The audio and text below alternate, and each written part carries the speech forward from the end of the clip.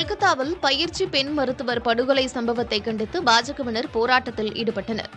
அலிபூர்துவாரில் பாஜகவினர் தடுப்புகளை தாண்டிச் செல்ல முயன்றனர். அப்போது காவல்துறையினர் தண்ணீரை பீச்சியடித்து போராட்டக்காரர்களை விரட்டினர். அலிபூரில் உள்ள மாவட்ட நீதிபதி அலுவலகத்திற்கு முன்பு பாஜக நிர்வாகி லாக்கெட் சாட்டர்ஜி தலைமையில் போராட்டம் நடைபெற்றது. ஆகஸ்ட் 9ஆம் தேதி ஆர்ஜிகர் மருத்துவமனையில் பயிற்சி பெண் மருத்துவர் கொலை செய்யப்பட்ட சம்பவத்திற்கு நீதி கேட்டு 3 வாரங்களாக போராட்டங்கள் நடைபெற்று வருவது குறிப்பிடத்தக்கது. ஆந்திர மாநிலம் விஜயவாடாவில் கனமழையால் பாதிக்கப்பட்ட பகுதிகளில் முதலமைச்சர் சந்திரபாபு நாயுடு 2வது நாளாக ஆய்வு மேற்கொண்டார். வெள்ளம் தேங்கிய சாலைகளில் பொக்லைன் இயந்திரத்தில் சென்றபடி பார்வையிட்ட அவர் பாதிக்கப்பட்ட மக்களிடம் குறைகளை கேட்டறிந்தார். மீட்புப் பணிகளை விரைந்து மேற்கொள்ளுமாறும் அதிகாரிகளுக்கு உத்தரவிட்டார். விஜயவாடாவில் நேற்று முன்தினம் பெய்த கனமழையால் பல்வேறு பகுதிகளில் வெள்ள பாதிப்பு ஏற்பட்டிருக்கிறது. வீடுகளில் உதவி கிடைக்காமல் சிக்கி தவிப்பவர்களை மீட்கும் பணியில் தேசிய, மாநில பேரிடர் மீட்புப் படையினர் ஈடுபட்டு வருகின்றனர். டெல்லியில் அரசு பேருந்து ஊழியர்கள் நிரந்தரமற்ற பணி, போதிய ஊதியம் இல்லாததால் இருண்ட வாழ்க்கைக்கு தள்ளப்பட்டுள்ளதாக மக்களவை எதிர்க்கட்சித் தலைவர் ராகுல் காந்தி கூறியுள்ளார். டெல்லியில் அரசு பேருந்தில் பயணித்து ஓட்டுநர் நடத்துனர்களின் குறைகளை கேட்டறிந்த வீடியோவை பகிர்ந்துள்ள ராகுல் காந்தி இந்த கருத்தை பதிவிட்டுள்ளார்.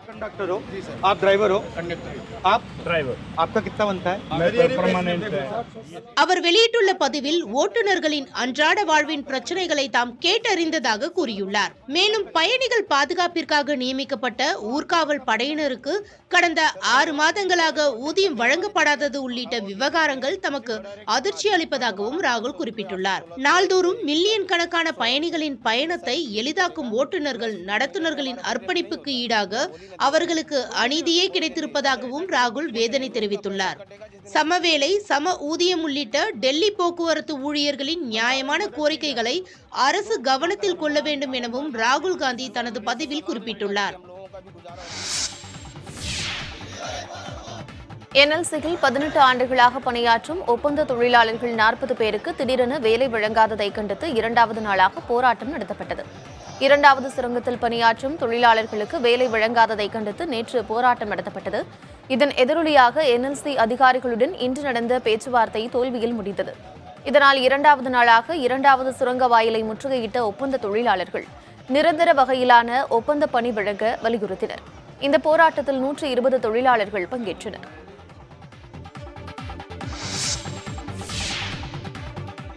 குடும்ப நல நீதிமன்றங்களில் விவாகரத்து வழக்குகள் குவிந்த வண்ணம் இருக்கின்றன. இந்த சூழலில் தம்பதிகளுக்குள் அன்பை பலப்படுத்தும் விதமாக சிவகாசியில் நடைபெற்ற நிகழ்ச்சி காலத்திற்கும் அவசியமானதாக உள்ளது. மனைவியை பெருமைப்படுத்தும் விதமாக விருதுநகர் மாவட்டம் சிவகாசியில் நடைபெற்ற நிகழ்ச்சி ஒன்றில் இளம் தம்பதி முதல் வயது முதிர்ந்த அனுபவம் பெற்ற தம்பதிகள் வரை 100க்கும் மேற்பட்டோர் பங்கேற்றனர். தம்பதியர் ஒருவருக்கொருவர் அன்பை பரிமாறிக்கொள்ளும் வகையில் பல்வேறு பயிற்சிகளும் அளிக்கப்பட்டன.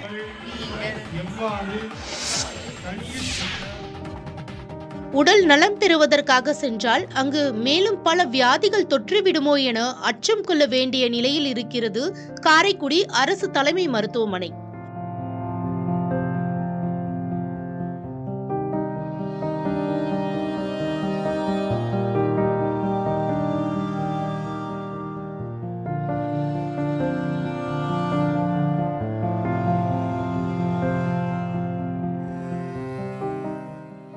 ஒரு பக்கம் வழிந்தோடும் கழிவுநீர், மறுபக்கம் ஈக்கள் மொய்க்கும் குப்பை கூளங்கள், காணும் இடமெல்லாம் முகம் சுளிக்க வைக்கும் காட்சிகள், இவை அனைத்தும் சிவகங்கை மாவட்டம் காரைக்குடி அரசு தலைமை மருத்துவமனை வளாகத்தில் காணப்படுகின்றன. சூரக்குடியில் செயல்பட்டு வரும் புதிய அரசு தலைமை மருத்துவமனை பெயரில் மட்டுமே புதுமை உள்ளது. ஆனால் வளாகத்தில் ஈக்களும் கொசுக்களுமே உள்ளன. நாள்தோறும் ஏராளமான நோயாளிகள் சிகிச்சைக்காக வந்து செல்லும் நிலையில் சுகாதாரம் காக்கப்பட வேண்டும் என்ற கோரிக்கை நியாயமானதுதானே? இது குறித்து தலைமை மருத்துவரிடம் கேட்டபோது கழிவுகளை அகற்ற உடனடியாக நடவடிக்கை எடுக்கப்படும் என்று தெரிவித்தார்.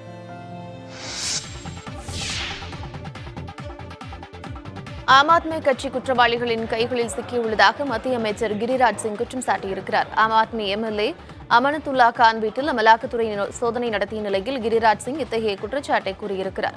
ஆம் ஆத்மி கட்சியைச் சேர்ந்த முதலமைச்சர், அமைச்சர்கள் சிறையில் இருப்பதாகவும் சாடிய அவர் எந்த நபரும் சட்டத்திற்கு மேலானவர்கள் கிடையாது என்று தெரிவித்திருக்கிறார்.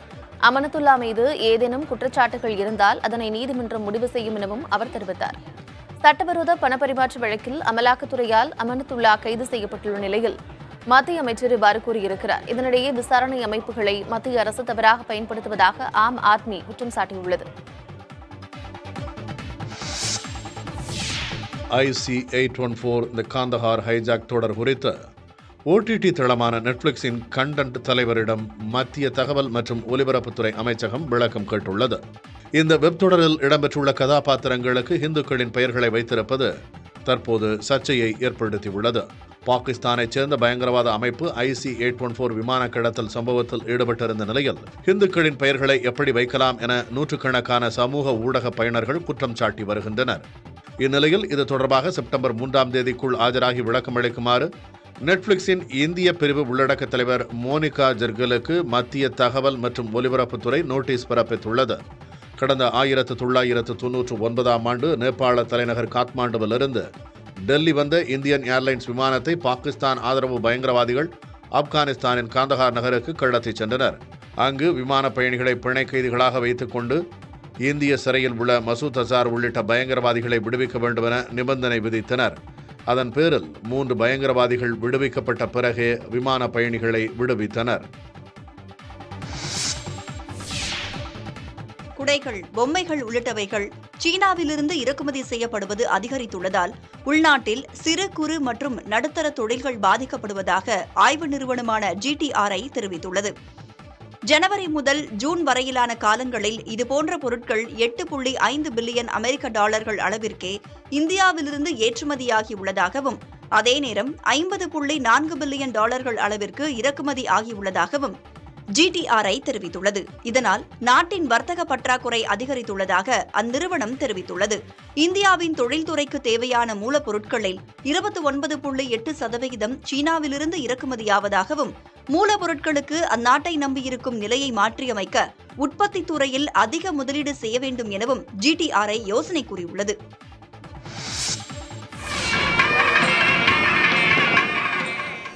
இலங்கை யாழ்ப்பாணத்தில் நல்லூர் கந்தசுவாமி கோவிலின் தேர் திருவிழா வெகு விமர்சையாக நடைபெற்றது. சிறப்பு பூஜைகளுக்கு பின் முருகப்பெருமான் திருத்தேரில் எழுந்தருளினார். பக்தர்கள் வெள்ளத்தில் மிதந்தபடி தேர் சென்றது.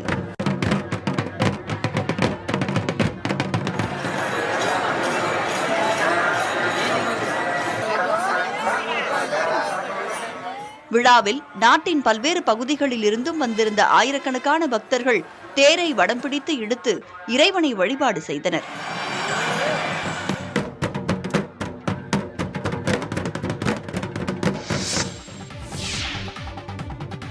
இம்ரான்கான் விரைவில் ராணுவ விசாரணை எதிர்கொள்வார் என்று அந்நாட்டின் பாதுகாப்பு அமைச்சர் கவாஜா ஆசிப் சூசகமாக தெரிவித்திருக்கிறார். தனியார் தொலைக்காட்சிக்கு பாகிஸ்தான் பாதுகாப்பு அமைச்சர் அளித்துள்ள பேட்டியில் மே 9ஆம் தேதி நடந்த நிகழ்வுக்காக பாகிஸ்தான் தெஹ்ரிக்-இ-இன்சாப் கட்சி நாட்டு மக்களிடம் மன்னிப்பு கேட்க வேண்டும் என்று கூறியுள்ளார். இம்ரான்கான் ஆட்சியில் ராணுவ நீதிமன்றத்தில் 24 சிவிலியன் வழக்குகள் தொடரப்பட்டுள்ளதாகவும் இது தொடர்பான வழக்கில் இம்ரான்கான் விரைவில் விசாரிக்கப்படலாம் எனவும் சூசகமாக தெரிவித்துள்ளார். மே 9ஆம் தேதிக்கு பிறகும் இம்ரான்கானுக்கும் பாகிஸ்தான் உளவுத்துறைக்கும் தொடர்பிருந்ததாகவும் அவர் குற்றம் சாட்டியுள்ளார். கடந்த ஆண்டு மே 9ஆம் தேதி இம்ரான்கான் கைதை கண்டித்து நடந்த போராட்டத்தை அடுத்து நாடு முழுவதும் வன்முறை ஏற்பட்டது குறிப்பிடத்தக்கது.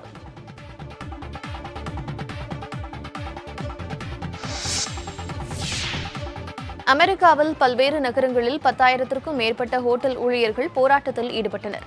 சான் பிரான்சிஸ்கோ, கலிபோர்னியா உட்பட 8 நகரங்களில் ஹோட்டல் ஊழியர்கள் முக்கிய சாலைகளில் பேரணியாக சென்று போராட்டத்தில் ஈடுபட்டனர். பணி அழுத்தம், வேலை பளு ஆகியவற்றை கண்டித்தும் வேலைக்கேற்ற ஊதியம் தர வலியுறுத்தியும் ஹோட்டல் ஊழியர்கள் சங்கத்தின் சார்பில் இந்த போராட்டம் முன்னெடுக்கப்பட்டது.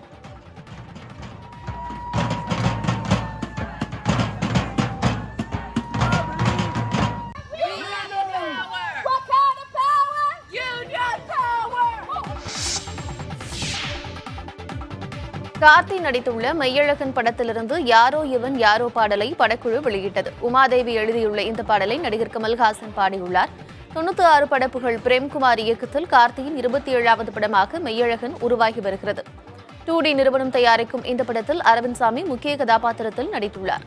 மேலும் ஸ்ரீதிவ்யா, ராஜ்கிரண் உள்ளிட்டோர் நடித்துள்ளனர். இந்த படத்தின் படப்பிடிப்பு கடந்த பிப்ரவரியில் நிறைவடைந்ததாக தயாரிப்பு நிறுவனம் அறிவித்திருந்தது. இந்நிலையில் இந்த படம் செப்டம்பர் 27ஆம் தேதி வெளியாகிறது.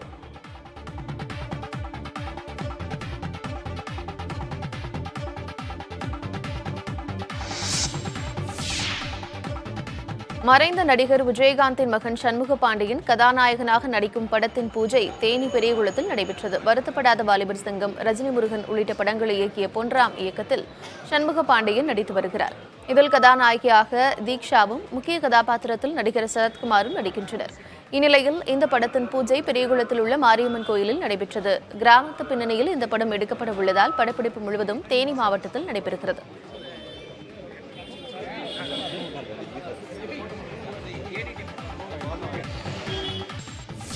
செந்தில் பாலாஜி தொடர்புடைய வழக்கின் விசாரணையை நேரடியாக கண்காணிக்கப் போவதாக உச்சநீதிமன்றம் கூறியுள்ளது. முன்னாள் அமைச்சர் செந்தில் பாலாஜி மீதான வேலைவாய்ப்பு மோசடி வழக்கை ஓராண்டிற்குள் விசாரித்து முடிக்க வேண்டும் என கூறி உச்சநீதிமன்றத்தில் ஒய் பாலாஜி என்பவர் மனு செய்திருந்தார்.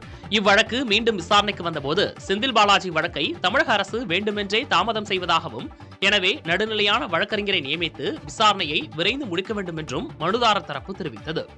இதை கேட்ட நீதிபதிகள் செந்தில் பாலாஜி தொடர்புடைய வழக்குகளில் கீழமை நீதிமன்றங்களில் தமிழக அரசு சார்பில் ஆஜராகும் வாஷிங்டன் தனசேகர் தன் பணியை பொறுப்புடன் செய்ய வேண்டும் என அறிவுறுத்தினர். மேலும் இவ்வழக்குகளை விசாரிக்கும் சிறப்பு நீதிமன்றம் வழக்கின் தற்போதைய நிலை குறித்து அறிக்கை அளிக்கவும் ஆணையிட்டனர்.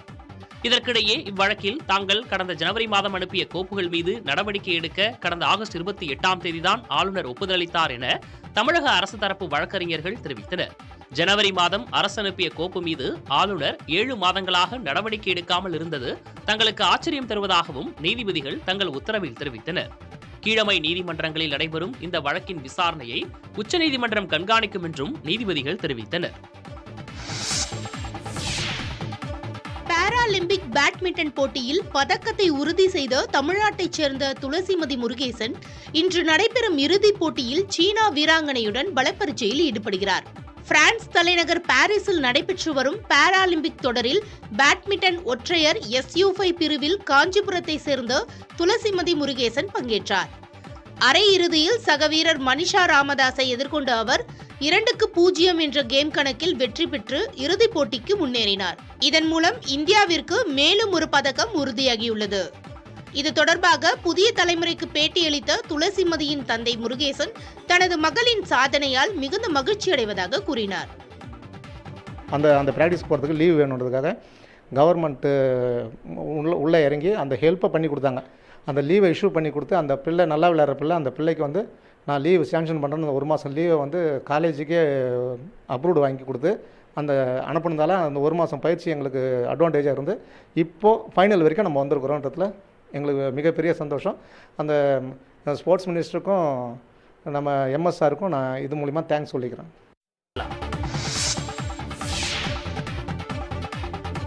கேரளாவில் நிலச்சரிவு பாதிக்கப்பட்ட பகுதிகளில் வசித்த மாணவர்கள் மீண்டும் பள்ளிக்கு செல்ல தொடங்கினர்.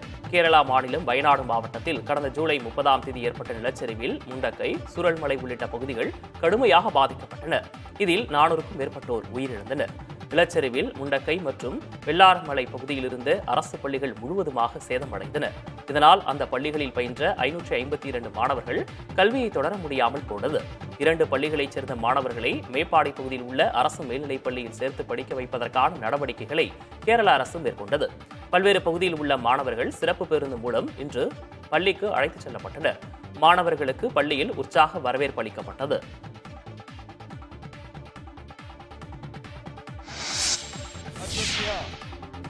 ஆம் ஆத்மி கட்சி குற்றவாளிகளின் கைகளில் சிக்கியுள்ளதாக மத்திய அமைச்சர் கிரிராஜ் சிங் குற்றம் சாட்டியுள்ளார். ஆம் ஆத்மி MLA அமானத்துல்லா கான் வீட்டில் அமலாக்கத்துறை சோதனை நடத்திய நிலையில் கிரிராஜ் சிங் இத்தகைய குற்றச்சாட்டை கூறியுள்ளார். ஆம் ஆத்மி கட்சியை சேர்ந்த அமைச்சர்கள் சிறையில் இருப்பதாகவும் சாடிய அவர் எந்த நபரும் சட்டத்திற்கு மேலானவர்கள் கிடையாது என கூறியுள்ளார். அமானத்துல்லா மீது ஏதேனும் குற்றச்சாட்டுகள் இருந்தால் அதனை நீதிமன்றம் முடிவு செய்யும் எனவும் அவர் தெரிவித்தார். சட்டவிரோத பணப்பரிமாற்ற வழக்கில் அமலாக்கத்துறையால் அமானத்துல்லா கைது செய்யப்பட்டுள்ள நிலையில் மத்திய அமைச்சர் இவ்வாறு கூறியுள்ளார். இதனிடையே விசாரணை அமைப்புகளை மத்திய அரசு தவறாக பயன்படுத்துவதாக ஆம் ஆத்மி குற்றம் சாட்டியுள்ளது.